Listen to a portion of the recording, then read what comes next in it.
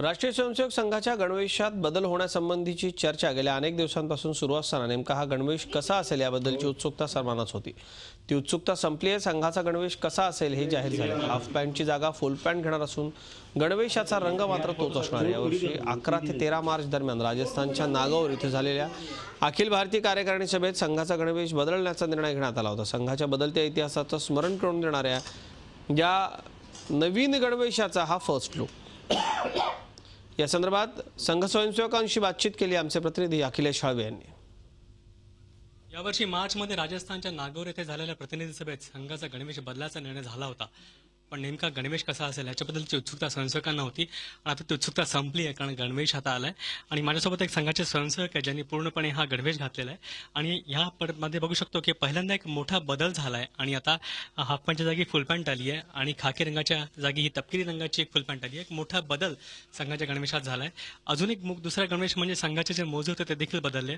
आधी ह्या प्रकारचे मोजे राहायचे, आता ह्याच्यात देखील बदल झालाय आणि आता ह्या रंगाचे मोजे संघाच्या पूर्ण गणवेशाचा भाग झालाय। आपल्यासोबत संजय यांच्याशी बोलूया। मोठा बदल झाला आणि तुम्ही या बदलाकडे कसं बघता?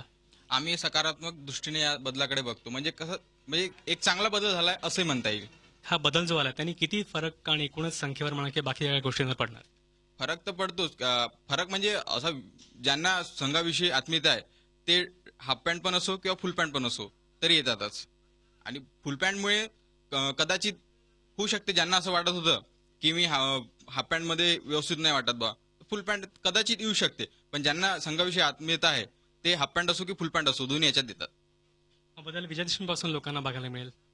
हा, या येत्या विजयादशमी पासून हा बदल लोकांना दिसेल। हा मोठा बदल संघाच्या गणवेशात पहिल्यांदा झाला आणि एकूणच या नव्या गणवेशाची सुरुवात विजयादशमीपासून होणार आहे आणि पहिल्यांदा या दशमीच्या कार्यक्रमात लोकांना गणवेश बघायला मिळेल। त्यामुळे एक नवीन अनुभव स्वयंसेवकांना या माध्यमाने मिळणार आहे। व्हिडिओ जर्नलिस्ट मंगेश हस्तकसह Akhilesh Halve, Zee media, Nagpur. Zee 24 तास रहा एक पाऊल पुढे।